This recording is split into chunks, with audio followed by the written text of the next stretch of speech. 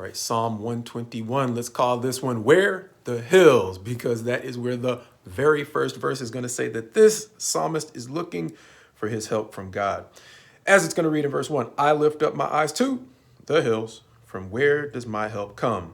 My help comes from the Lord, as he is going to shift into a recurring theme that seems to be that this psalmist feels kept in this particular portion of his life. And he is kept by a God who does not slumber in verses 3 and 4. And much like we talked about that insurance policy for which you do not have to read the fine print, he's going to go on to talk about the scope of his coverage by this God who does not slumber, who provides shade for him, meaning the sun will not scorch him and the moon will not affect him by night. In verse 7, he's going to say that he protects him from all evil, and he will keep his life, and he will keep your going out and your coming in verse 8 forevermore, meaning it is not a temporary policy. And even though this sounds like an extreme promise, understanding that if you've lived for very long, you might have had infrequent times in your life, if you've ever had times when you felt like you were covered to this degree. But the thing that stood out to me as I asked God to help me understand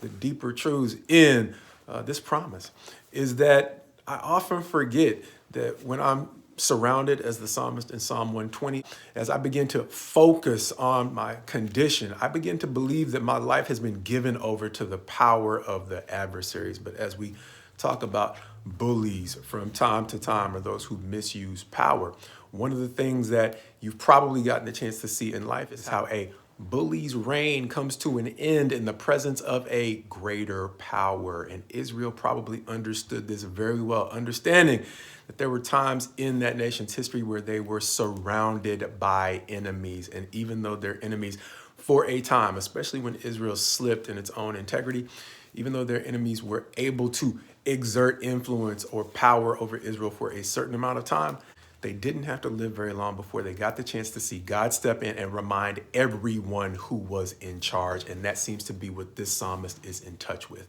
No matter what circumstances he might find himself in, he is one who has lived long enough to realize that there are times when God simply steps in and reminds everyone who is in charge. And ultimately, no matter what you were going through, if it is at the hands of evil, that evil is on the clock, and it is not the ultimate authority in your life.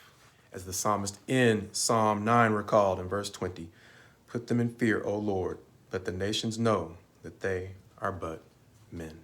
So as we often say, God's best to you as you go forward in him, not giving up before you give God a chance to speak on your behalf.